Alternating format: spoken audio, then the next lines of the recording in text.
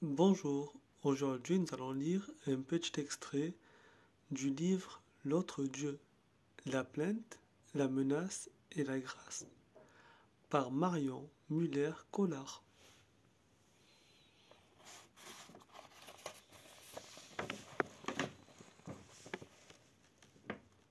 Dans les instants cristallins où je rencontrais des personnes au seuil de leur vie, j'ai été frappé si souvent des surgissements d'humour et de joie qui fusilleraient l'amertume et rendaient vain le sentiment de vanité qu'inspire parfois l'existence, quand elle doit se terminer, et lorsqu'il faut fermer les yeux d'une personne longtemps accompagnée devant l'horreur que m'inspire la mort et qu'elle m'inspirera sans doute toute ma vie.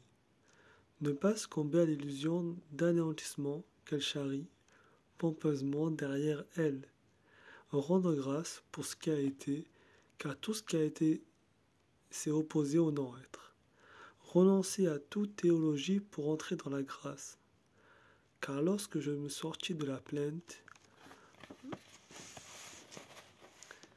j'intégrai petit à petit la menace, la grâce que j'entrevis n'était pas celle d'avoir mon compte d'enfant, c'est d'avoir connu dans ce moment originel de prière, muette, au chevet de mon fils, la fulgurante acceptation qu'il puisse mourir. Dans ma première prière de femme impuissante, toute volonté de contenir l'accident dans une logique échouée, j'avais perdu mes croyances religieuses qui tentaient en vain de rendre lisible une existence indéchiffrable. Je me tenais là, devant l'enfant que la loterie du vivant m'avait attribué. Et c'était un désir immense que qui me faisait tenir debout.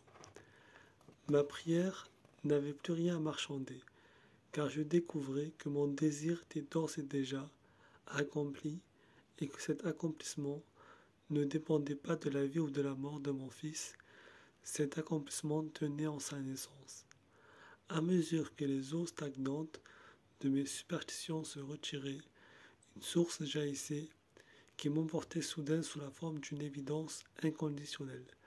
La vie avait déjà fait son œuvre de majesté, elle était là, puissante, palpable, têtue, remarquable, palpitante. Elle portait entre des milliers d'autres le prénom de mon fils entre des milliers d'autres. Elle le porterait à jamais. Voilà, c'est la fin de ce petit extrait de ce livre.